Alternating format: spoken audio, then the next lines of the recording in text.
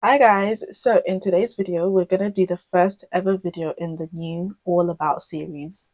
This will be a short series talking all about the different governing bodies in the industry that you should know about. So each video will go into detail about the history of each governing body, the trainings they offer, the memberships they offer, and the costs and things like that. So to begin the series, I'm going to talk about the National Counselling and Psychotherapy Society, which was previously known as the National Counselling Society. Of course, everything that I talk about in this video, you'll find a link for it in the description. So I'm going to give a brief overview of their history. Firstly, they've been through a lot of name changes, which you're going to see. I think they've been through about 5 or 6 name changes since they started in 1995. So they're currently 30 years old. So they initially started off as a group of psychotherapists who were practicing hypnotherapy, who then established the Hypnotherapy Research Society, HRS for short, with a surgeon named Clifford Stossel as their founder. So when they first started, they had around 150 members. And then a counselling and psychotherapy register was established as a professional home for counselling and psychotherapy practice. Then in 1996, the HRS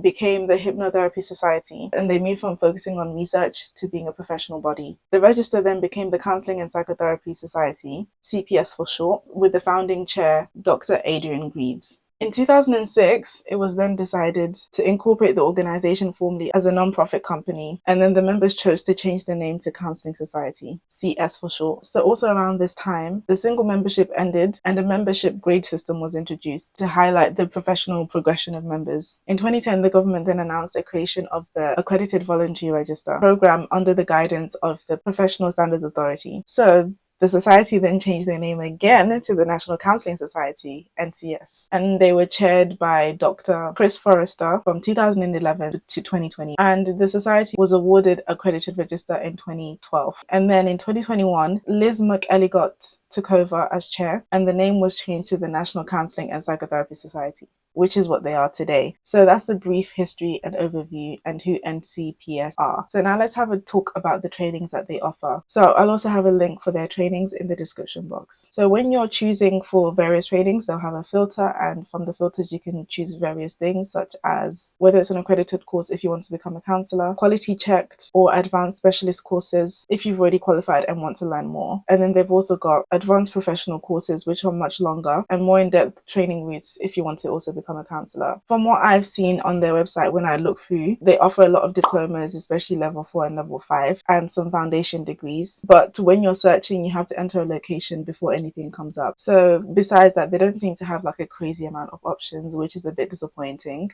But I think as time goes on, they will have a lot more options and a lot more courses in due time. So keep an eye out, and hopefully you'll find something within your area as time goes on. So now let's talk about the memberships and how much things cost. So within the NCPS, a member of the society can be a registrant or a non-registrant. A registrant within the society can be publicly listed on their website and recorded as a registrant on the accredited register. So the different variety of registrants that they have are accredited registrant, accredited professional registrant, senior accredited registrant, children and young people's therapist, and relationship therapist. And all of these cost £150.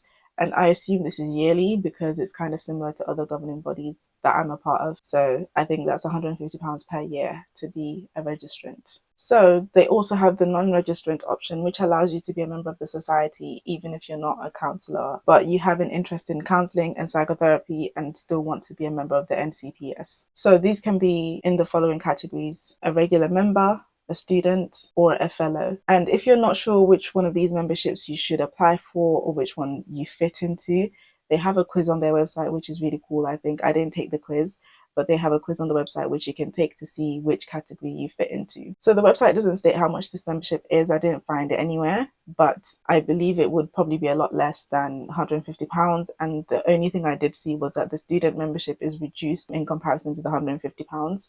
So probably expect something around the £100 mark. And they also have organizational memberships for organizations who would like to be a part of the NCPS. So that's it for the NCPS. I hope you learned a lot about them, and this is one of the governing bodies that you can be a part of if you're a counsellor or psychotherapist or any of the other things that I mentioned in the video.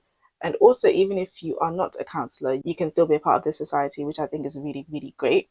So stay tuned for another video where I'll be talking about another governing body in the upcoming weeks.